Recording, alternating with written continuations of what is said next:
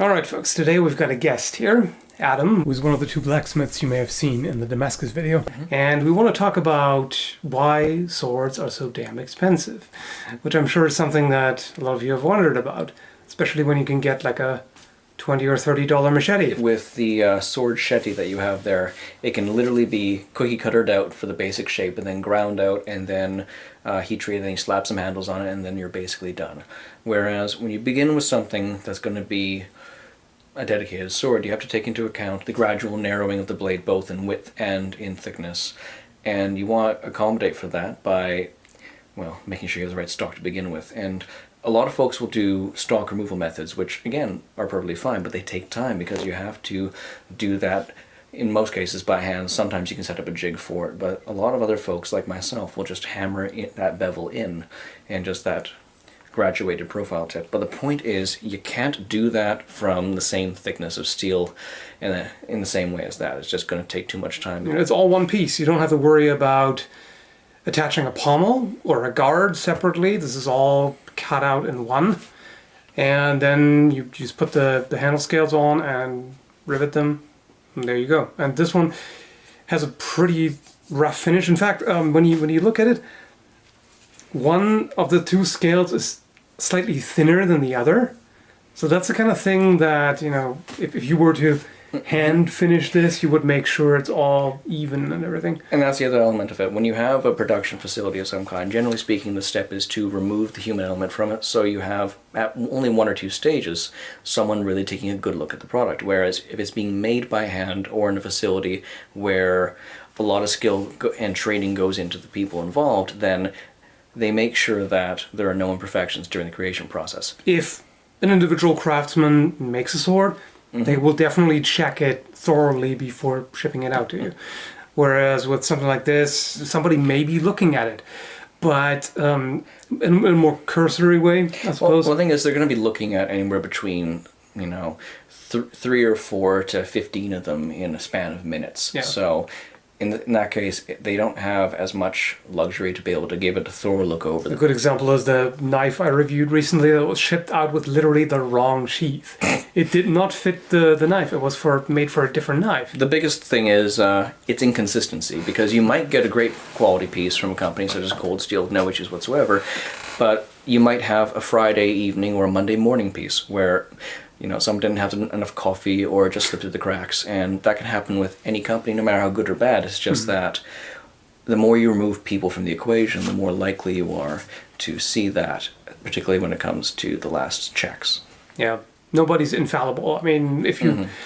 Sometimes with Albion swords, you can also have little inconsistencies or flaws, even though they are hand-finished. This is one of those things when you mention that Albion swords are made with stock removal, people have this instantaneous gut reaction where they're like, oh, it's not hand-forged, it's bad. The thing is, they're incredibly well-made production pieces. The human element is very important there. It's a lot of handwork, a lot of hand finishing, and as such, it's unavoidable that you're going to have a high level of quality control there, especially considering that they're not low-end pieces by any stretch of the imagination. They're very much amongst the highest-end swords you're going to find that are production. We're crazy. In this day and age, those who do the kind of work that I do and people who go in the same vein, we're stepping into a trade that is very much a niche market for a path that is largely dead, and you live or die by your reputation. That's all there is to it. And the reason we do this is not to get rich, because you'll never get rich being a bladesmith.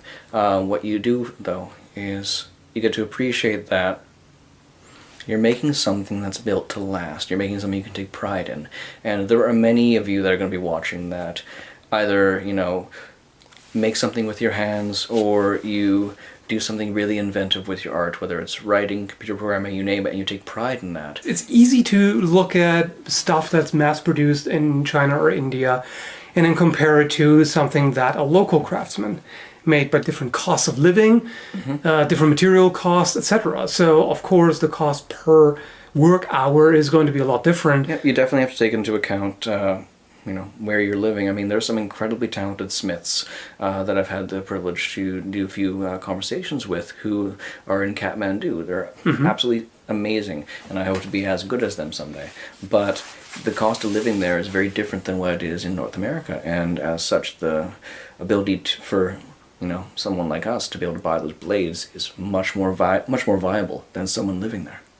Even though I used cheap mass-produced items from China and India as an example, of course there are plenty of very skilled craftsmen in those places as well. It's not all like, this is something that bothers me a little bit when I see sometimes there's a review of a knife made in China and somebody said, well, of course it's bad, it's made in China. Well, Not automatically. No. There's plenty of good stuff, plenty of high quality from those places as well. So. And conversely, just because it's made in North America doesn't automatically mean it's good. Absolutely. So let's talk a bit about the issue of material cost. Yeah. So another factor is when you mass produce, you can deal with different numbers. So you can order in bulk. And that often makes the difference, especially in this day and age where we're experiencing a lot of tariffs. And I say we because it's not just the States. In Canada, a lot of the high carbon steel that you would otherwise get ultimately comes from the States. It just may happen to cycle through one of the distributors up here. And if I were to try and let's say I want to buy the right size of steel to make a number of different swords. So I want to buy some 1075, 2 inches wide by however many, feet long. I may not be able to get it. However, if I was ordering 4,000 or 5,000 pounds, then I could deal directly with the wholesale supplier and be able to get that. So often what you're stuck with is whatever steel is available to you. And the alternative is ordering from the States for some companies, but then you have to pay the shipping, the duty, and then usually additional fees on top of that. So it's a cross your finger situation that you can get the steel you want. But again, all too often when you do get the steel you want, it's not necessarily going to be the right size. So many of the blades I make begin life as round stock. So even if I'm going to be making something that's 2.5, 3 feet long, I have to begin with 1 inch round or 1.5 inch round and reshape that, and that takes more time because it's now a combination of labor and material, whereas before, back in the old days, labor was cheap. Material cost was the only thing you had to worry about. As a large mass-producing company, when you're able to get, large pieces of bar stock or sheet or anything like that, it's much easier to work with. As opposed to having to forge out round stock. It takes so much. It takes time.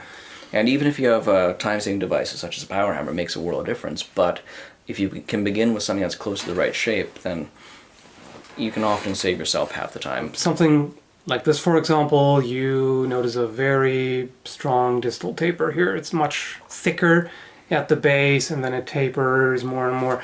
And there's a lot that goes into researching sword design. And this is another thing that one needs to keep in mind.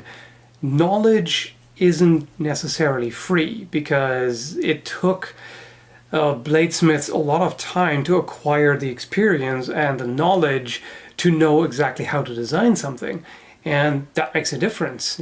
Somebody with 20 or 30 years of experience, should they be paid more than somebody with 5 years?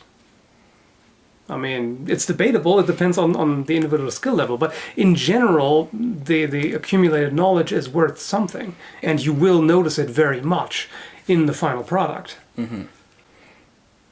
Especially with blades like this, because it has different striking points, so you want to make sure you can accommodate not only different shape, because you're going to want a canal grind or a convex grind at certain points where it's going to take a lot more strain. But again, you don't want to, for all intents and purposes, mess up the balance point, and the best way to control that on such a long blade is to change where the weight sits.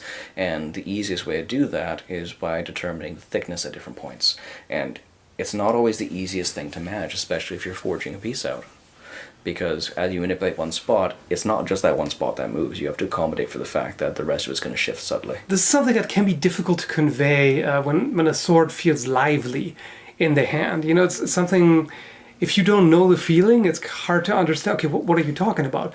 But this is something that has a lot to do with the balance, and not just in the sense of, okay, at what point from the guard does it balance, but the entire blade harmonics. How does it pivot, and on impact, where does the vibration go? If you design a sword poorly, you can actually literally loosen it up from using it, because as you strike it, the vibration will go in places and then loosen up the fit of the guard, for example. A curved sword like that, which has a lot of interesting compound curves to it, is going to behave very differently and need a different kind of handle and positioning and balance than you would put on, say, a rapier. Each of these lessons is usually learnt the hard way, because you make the blade, you go, oh my goodness, that's never going to work, and I can't fix it. I just have to start over again. If you watch Forge and Fire, for example, you can learn quite a bit about the process, about how the little things that can go horribly wrong and that require a lot of experience to